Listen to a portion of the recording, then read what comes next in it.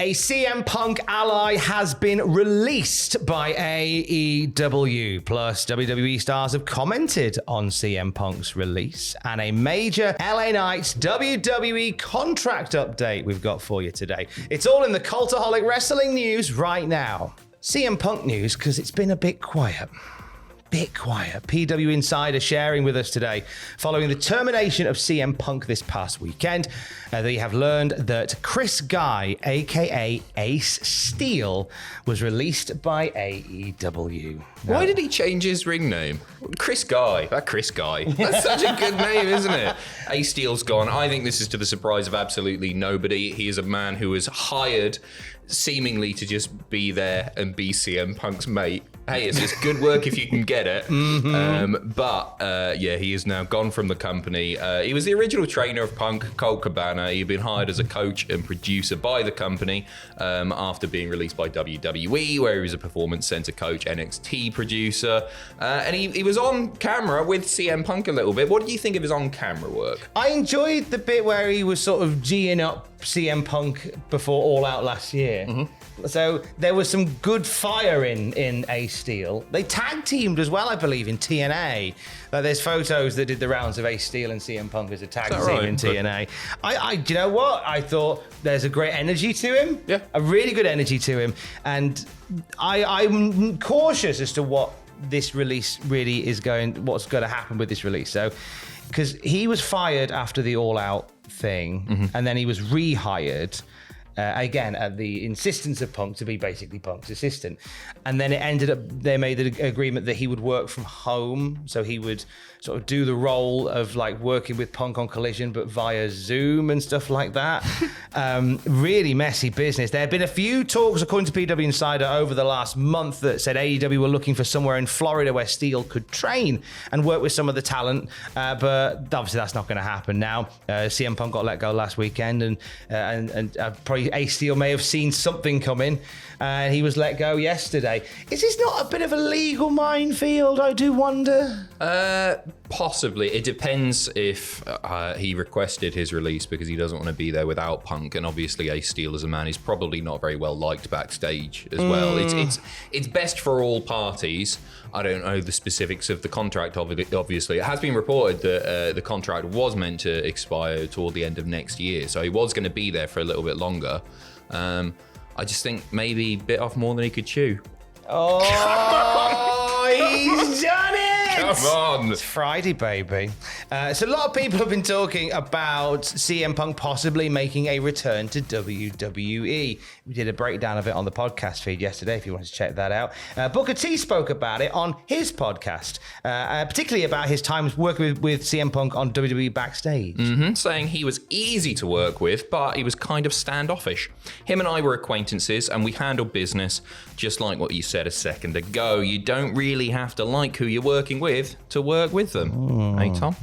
I don't think CM Punk looked at me as one of his buddies or anything like that. I love you.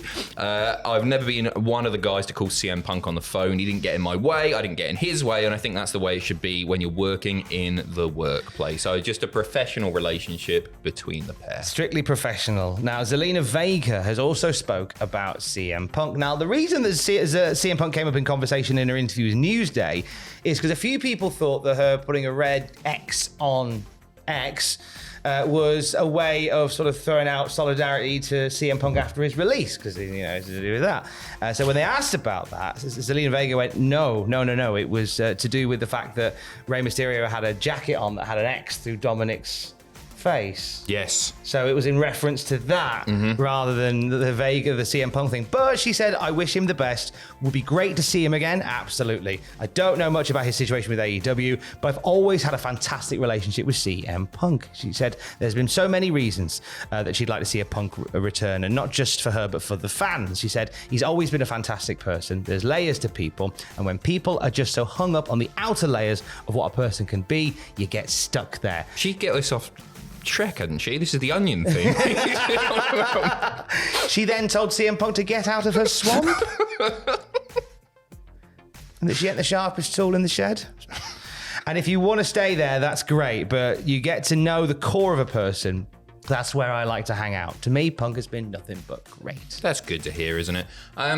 Initially, I was like, oh, WWE aren't going to take him back with Triple H there. They've got beef. And then Andrew reminded me that Punk did that little tour of wrestling promotions, made friends with everybody again before falling out with everybody at AEW again.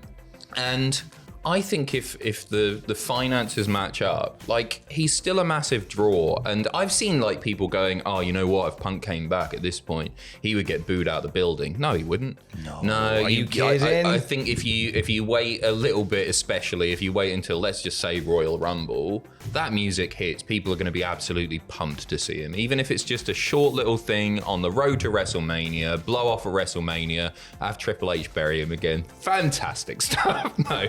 I think it's a sensible business decision as long as you can keep everything under control with regards to the backstage environment, and maybe don't hire that Chris guy either alongside him. Literally, that Chris guy. We talk a little bit about this on the podcast tonight. The big question is, will CM Punk return to WWE? So we'll have a deep dive into that, and I'm sure you'll have your own thoughts on that one as well. Now, whilst the future for CM Punk doesn't seem massively certain, I think the future for LA Knight is pretty much etched in stone at this point, Adam. An update from PW Insider Elite. LA Knight have been negotiating a new long-term deal, believed by some sources to be as long as 5 years. And that deal is either close or closing, or has already been closed. The contract was what WWE had been waiting for to lock in place before going forward with Knight's push. Going forward, Knight will be pushed as one of, if not the top babyface for the SmackDown brand. How reassuring is that? The fact that, because we've been complaining now, he's on the up for sure. Yeah. Without a doubt, but it was like they didn't want to pull the trigger. If this was down to a contract and getting him in there long term, it all sort of makes sense now, doesn't it? Mm-hmm. And it also is a reassurance the fact that earlier in the week we had a report that came through that said that internally LA Knight is listed as the top babyface on SmackDown. How cool's that? It's great, isn't it? It's really good. It's really good. Now, Fightful Select add to this and say around the time of SummerSlam, WWE made overtures towards LA Knight to re-sign with the company in an attempt to extend him, as Adam told you via PW Insider Elite. Now, his deal was nowhere near done, which is why this was a bit of a surprise. He was set to not have these sort of conversations until late into next year, but they've obviously been so happy with everything he's been doing. They just want to make sure that he is well and truly locked down ahead of any big changes to the company, i.e., I don't know, a merger with UFC that's impending next week. So kind of getting those deals in place, before, everything changes. It's not a bad shout at all. There were reports that the company was waiting for the deal to go through before going forward with this push. So that corroborates what PW Insider said, where they were kind of just keeping him on the bubble, and now he's there. Expect him maybe to do something really big tonight on SmackDown. I hope so. Yeah. I hope so. I would expect him to have a mid-card title, rather, in the not too distant future. It's frustrating that he's sort of on the wrong brand at the moment to get the big one anytime soon, but that's okay as well.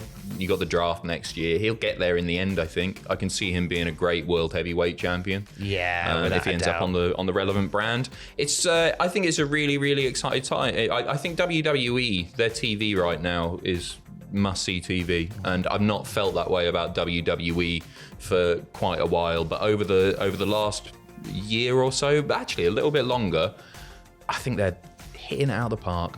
It's a great time to be a wrestling fan right now. It is a great time to be a wrestling fan, and for the latest wrestling news throughout the day, put on your shoes of a champion and head over to cultaholic.com. Stay safe. Love you. Bye.